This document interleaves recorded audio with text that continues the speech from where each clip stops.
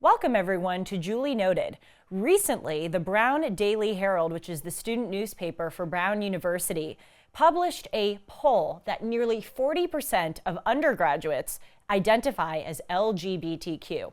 This is up from 14% who identified as LGBTQ at the university back in 2010. So we're going to analyze this, what people on Twitter are saying about it, and as well as some studies that people are putting out there that the increased identification as LGBTQ is not tied with social contagion. I disagree with that. I think the evidence indicates that that is not true. So let's get into it. First, reading some quotes from the Brown Daily Herald's article, they said, quote, "The Herald's spring 2023 poll found that 38% of students do not identify as straight. This is over 5 times the national rate. Over the past decade, LGBTQ plus identification has increased all across the nation, with especially sharp growth at Brown. Since the fall of 2010, the Daily Herald writes, Brown's LGBTQ plus population has expanded considerably. The gay or lesbian population has increased by 26%, and get a load of this one, the percentage of students identifying as bisexual increased 232%. Students identifying as other sexual orientations within the LGBTQ plus community have increased by 793%. Well, certainly that would seem to make sense because we hear almost every day a new form of sexuality that people discover or at least make up and spread to the public. For instance, I was reading online a few days ago that there is a new identification which means demisexual. You want to know what demisexual apparently means? It means that you have to have an emotional connection to a person in order to feel comfortable hooking up with them. Well, as my dear mentor and friend and co-host Dennis Prager said to that when I told him, he said, "Doesn't that just mean being a woman?" Which is pretty hilarious. It's true. Women really kind of need the prerequisite of emotional connection in order to enjoy and want to engage in sexual intercourse much more than men do, who are much more attracted, if you will, to just the physical, okay? But that's insane. I mean, for bisexuality to increase by 232% over 13 years at Brown and other sexual orientations to increase by 793%, how can that not be, at least in part, due to a social contagion? Well, people on Twitter are saying that if you even speculate that this may be the case, you are a horrible bigot. For instance, I am reading a tweet here that got over 1,000 likes. It said, "Get ready for the anti-LGBTQ conservatives who are going to say that this is a social contagion. #SMH, which means for the people over 30 who are watching, shaking my head.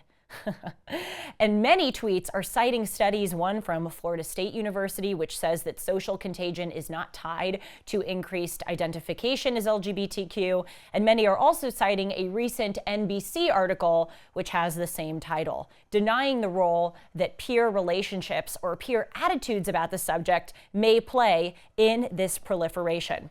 I'd like to cite a study that was conducted by Eric Kaufman of the Center for the Study of Partnership and Ideology. He has done a lot of research on this subject of increased prevalence of those identifying as LGBTQ.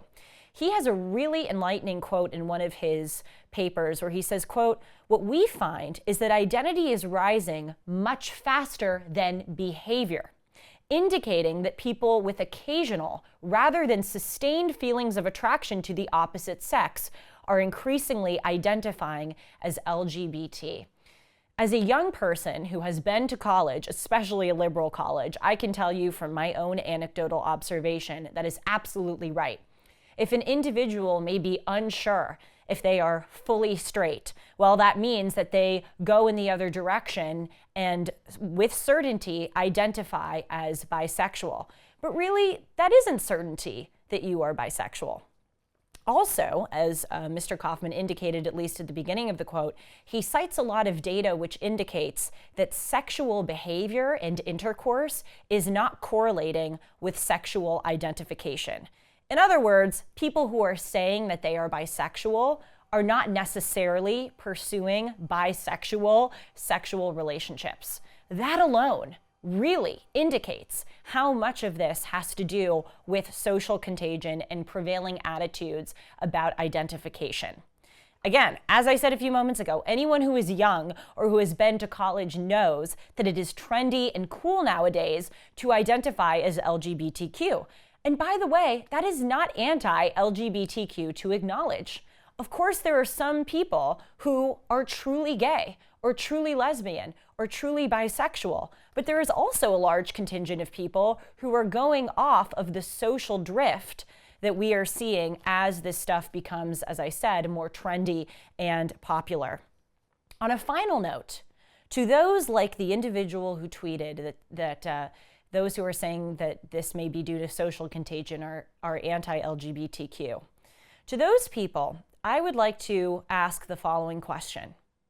We do not deny the role that social contagion or peer relationships plays in alcohol consumption, in drug use, even in things like Greek life, another hot subject for people who are on college campuses. We see the power of groupthink in people doing things, getting hazed, doing some crazy, activities because other people around them are thinking that it's cool and encouraging them to do it.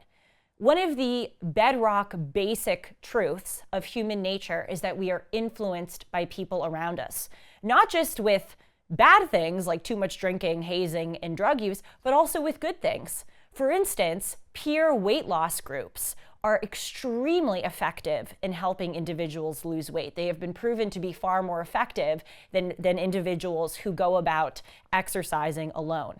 So again, my question for you is, if we acknowledge the role that peer relationships plays in all of these other things, why are we denying the role that it may play here?